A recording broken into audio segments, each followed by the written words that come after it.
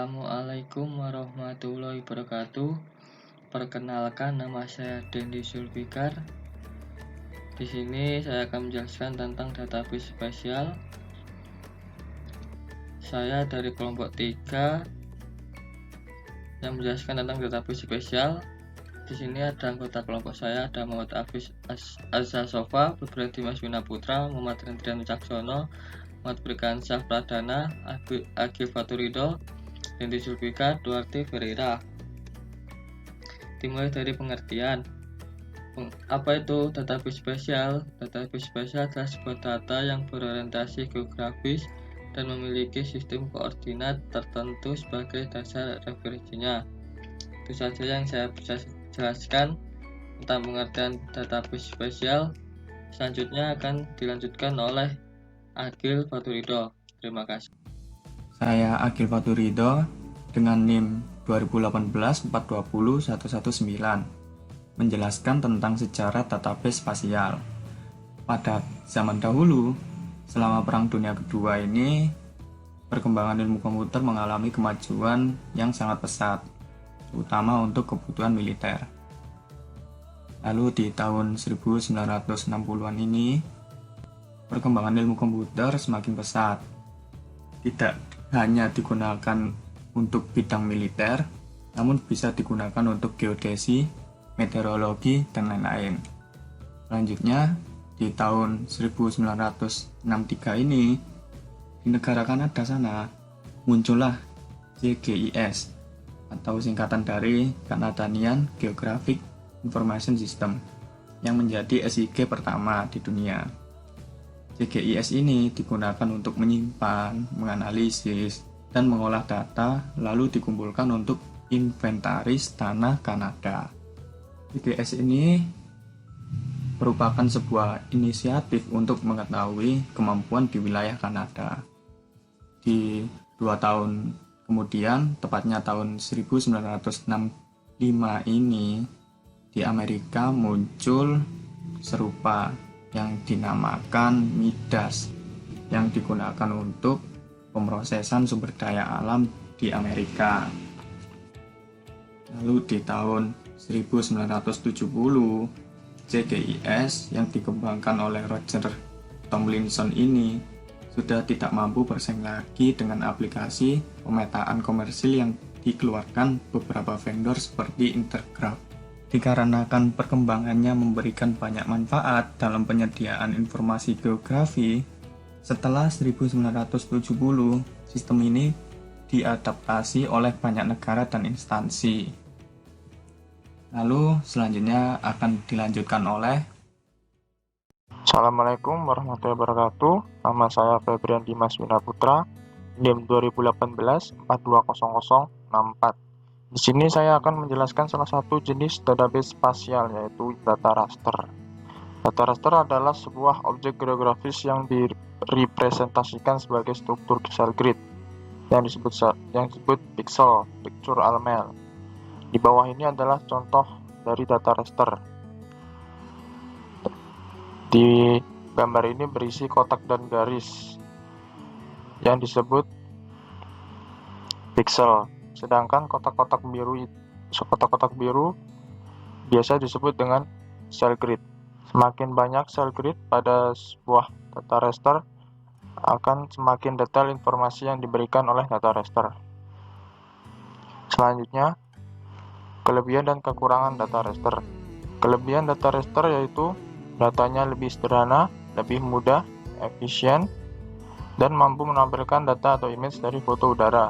Dapat melakukan simulasi teknologi yang mudah untuk dikembangkan.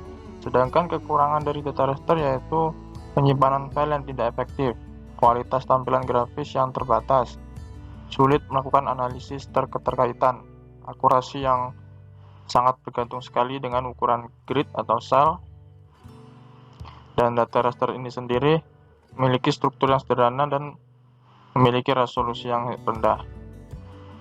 Sekian penjelasan dari saya dan akan dilanjutkan oleh Mas Danar.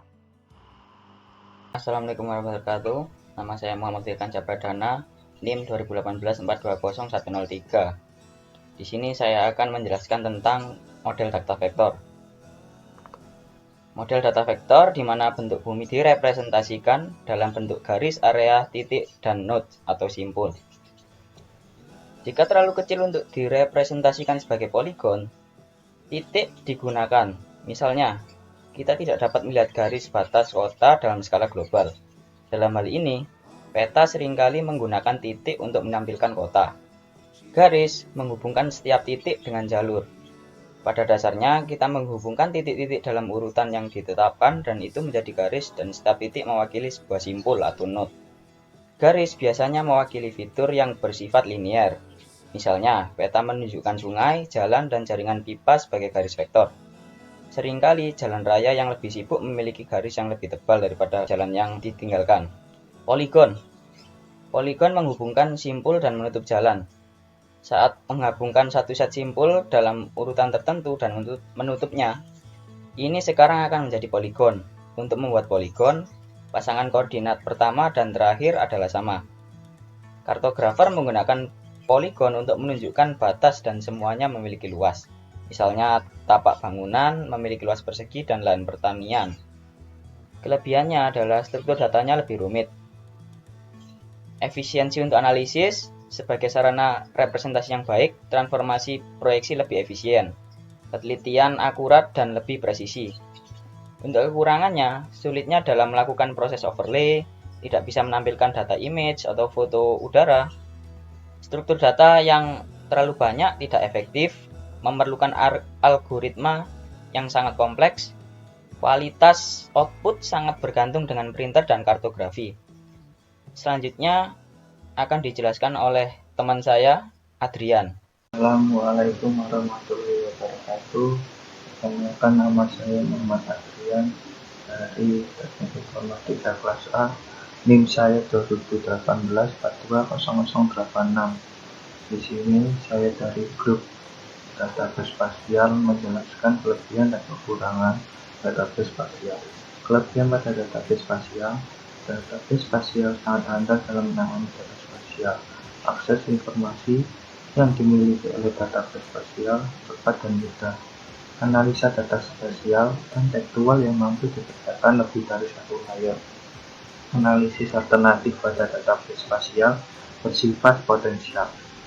Sedangkan kekurangan pada database spasial, SDM yang dibutuhkan menguasai teknologi komputer terus ada. Begitu pula dalam basis data spasial sangat dikit. Biaya yang dikeluarkan secara personal pada pengembangan basis data spasial sangat mahal bila tidak ada pihak perusahaan yang terlibat. Penanganan kritik pada database spasial sangat buruk. Penyajian data temporal pada basis data spasial yang cukup sulit digunakan. Setelah ini, kelompok saya akan menjelaskan tentang penggunaan database spasial dalam kehidupan sehari-hari yang dijelaskan oleh Muhammad Hafiz Az-Zafar. Terima kasih. Nama saya Muhammad Hafiz Az-Zafar dengan NIM 2018-420-017. Di sini saya akan menjelaskan tentang penggunaan database spasial dalam kehidupan sehari-hari, implementasi database spasial, dan pengembangan database spasial ke depannya. Penggunaan database spasial dalam kehidupan sehari-hari seringkali kita jumpai pada aplikasi yang memanfaatkan secara khusus untuk menangani hal-hal yang bersifat atau berhubungan dengan bidang ruangan, tempat, dan keilmubumian, di mana pada aplikasi yang menggunakan database spasial tersebut sudah menyediakan operasi-operasi yang cukup spesifik sesuai dengan lingkup pemakaiannya. Oleh karena itu, penanganan dan pengolahan database spasial masih terbilang cukup rumit dan kompleks.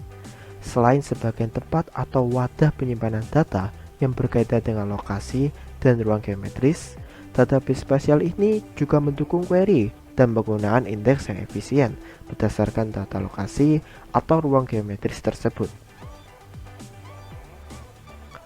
Lalu, bagaimana dengan implementasi database spasial? Seperti yang kita ketahui, implementasi database spasial selalu dikaitkan dengan keilmubumian, ruang, geometris tempat, dan hal lain semacamnya. Akan tetapi, tidak sedikit juga database spasial dapat diimplementasikan dalam hal lain seperti berikut.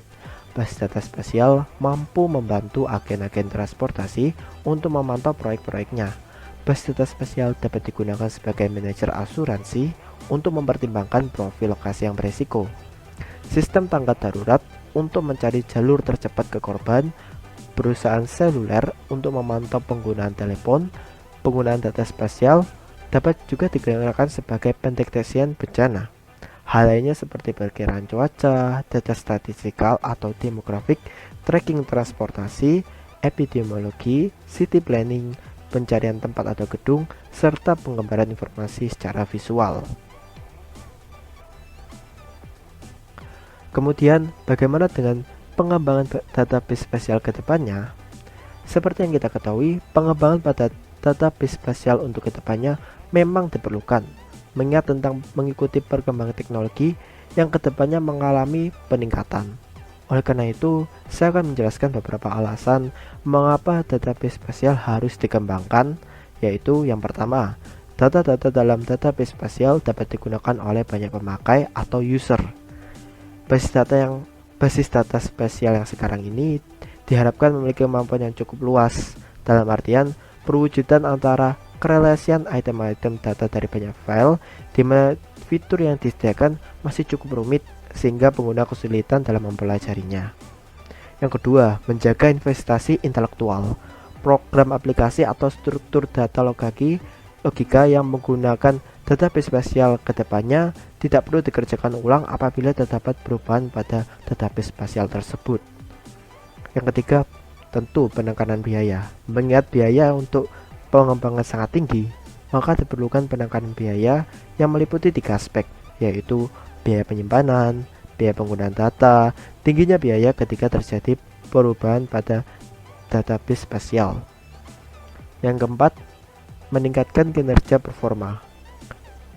Kebutuhan dalam akses informasi yang secara cepat, tepat, mudah, dan akurat sangat diperlukan dalam pengembangan database spasial.